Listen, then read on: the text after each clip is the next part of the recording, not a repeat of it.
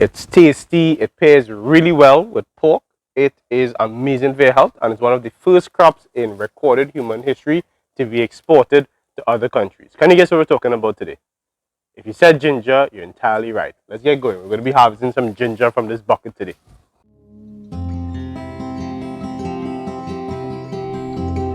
Hello everyone, thank you all so very much for joining in. This is Dylan from the Trinidad Gardener channel, and I'm so happy that you made it for this video because we're going to be doing a little harvest, and I'm always excited to harvest on the channel with you all, especially when I've done things like growing guides. It's good for you to see that there's another spectrum, another end of the spectrum for the growing guide. So we learned how to grow ginger in a video a few weeks ago. I think it's a few months at this point here. I'll put the link for that video on how to grow your own ginger in a container. But today we're not talking about growing it. We're actually seeing the results of having grown it, and I'm really excited. Now, in that video, I would have mentioned to you all that ginger really the appropriate time to harvest your ginger. Now, ginger can be harvested from 3 months onwards with your plant, right? It doesn't matter container or in ground, you can harvest from 3 months onwards. But the size of the rhizome that you're going to get, what we call the root, is going to differ, right? So basically it's going to be a bit different depending on how long you leave it. So from 3 months you can start to get some ginger. If you really want a massive harvest, you're going to leave it for even more time, until 7-8 months, and that's really the cutoff time for ginger. Some people leave it up to a year, and if the foliage doesn't look like it's completely dry, then you could absolutely do that. This ginger here, you see there's some green shoots over here. So this could potentially stay longer if this was in the ground, but it's in a container, so there's a limit to how much ginger we can actually get. So you're going to see that I have some what we call scapes that are here, and they're drying, right? And some of these are actually entirely gone, entirely dry, right? So this is probably a proper representation of the first set of scapes that we would have gotten. We call them scapes, I think that's the word. Scapes, basically the stem, the foliage for the ginger, and this is what gathers that sunlight energy, because all of these root crops, they grow from photosynthesis. The leaves, they gather energy from the sun like solar panels, and then the excess energy that the plant doesn't require to survive, it goes down into the rhizome, what we call the root, and swells that root, stores the energy in there for a rainy day. But the rainy day is us, and this is what we're harvesting, the ginger, right? So that's how we get ginger.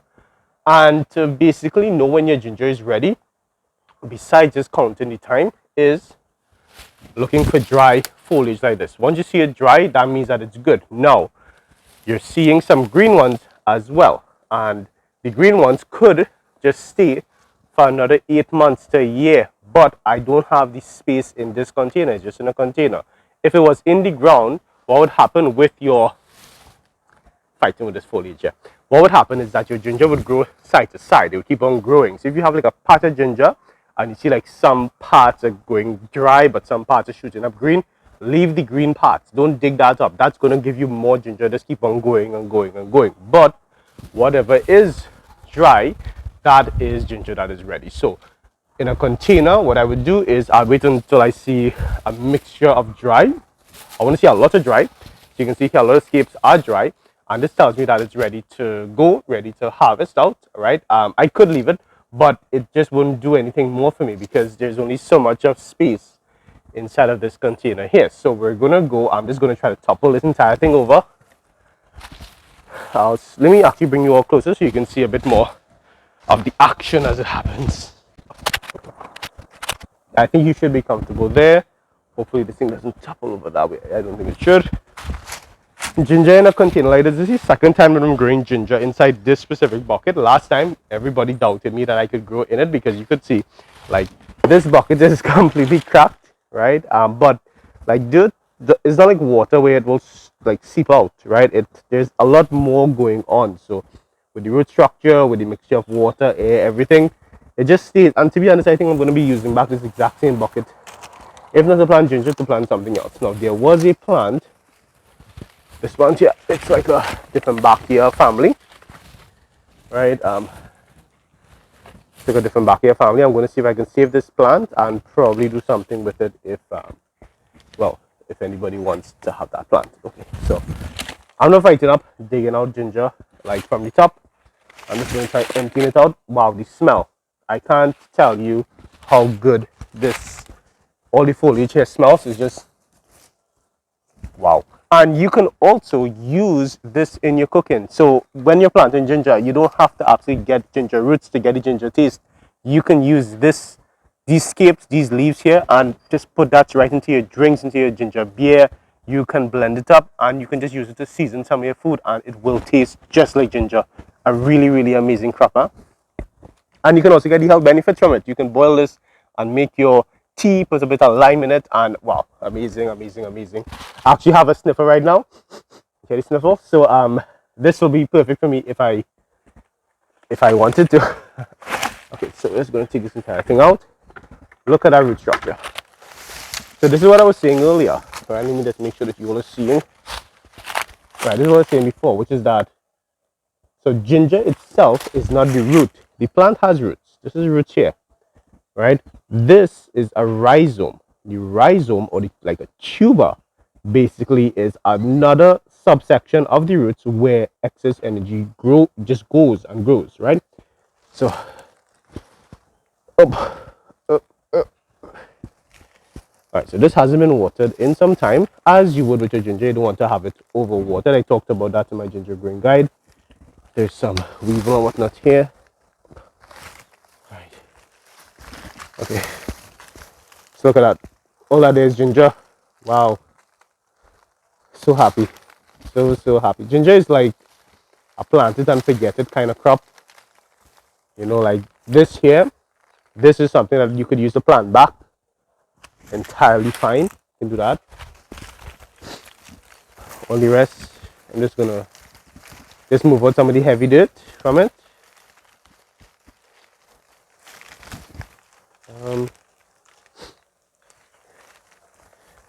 I'll just spray it out, but just look at this. Ginger is something that gets really expensive really fast. Think about Christmas time. Like if you planted your ginger now, by the time Christmas, I'm telling you, you're drinking ginger beer for free. You're drinking ginger beer for free, people. Plant your ginger. You don't see that little bucket. It doesn't matter. You have a landlord who doesn't want you to plant anything. Tell them you're paying to rent your apartment. You plant your ginger in your apartment. Tell the landlord to relax yourself. It's absolutely not. And if you have a cool landlord, I'll let you use a bit of yard. Whatever the case is, just plant some ginger. You're going to be fine. This is the different back here I told you all about. Different back here is a big, kind of biggish word. If you say it, you sound really smart. This basically is just an ornamental plant that does really well. I'll try not to use the tools, but it's to loosen it up a little bit, right? These are fairly hardy plants, right? So this here, I could plant it back. I can propagate it. I think there's a little piece of ginger root over here. I can use this to plant. Like this is all you need. All you need. And you're getting a lot more ginger right there.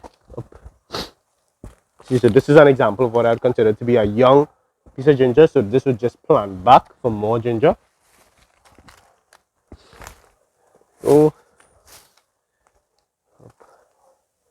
actually, this is what I'm saying. The ginger grows side to side. So it starts and it goes across. And each one is a new plant in its own right. You could split this up and plant each one individually after. Okay, so I'm just checking on each here. I doubt there's anything, but it's never hurts to check, right? You gotta see next little head of ginger. There we go.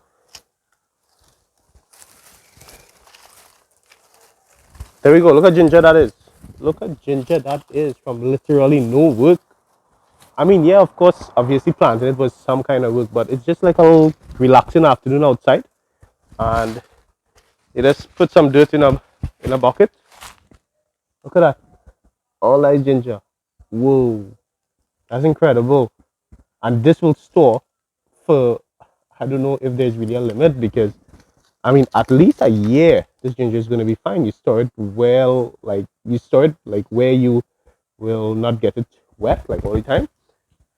And yes, so from this, I could get plants, I could use, it's just incredible. And all of this came from just one little half dead paint bucket that I'm going to use right back, amend the soil, plant this back, more ginger in a few months again. Okay, so there you go, little mini ginger harvest. Well, for some people might be mini, but for me, I'm really happy with all this ginger. I think it's just an amazing, amazing crop that yields so much, grows in such little bit of space with just the least amount of resources, which is really what we're all about, growing the most amount of food with the least possible set of resources and just taking care of ourselves, taking care of our health, eating organic, eating things that are really, really good for us and things that connect us with nature and just make sure that we're well fed, we're well taken care of, and our families are, of course, exactly the same. Taken care of, well fed, not lacking for anything without needing to go every single time to the supermarket or to the market or to the pharmacy. We have the medicine right here that we can grow with the power of our hands. Now, remember, if you know somebody who would also like to share into this food movement of growing your own food and being self-sustainable, taking care of your own food security, not letting anybody, not putting that in the hands of any other person, taking that in your own hands and really getting that sense of power, taking care of your own food and medicine, feel free to share this video with them.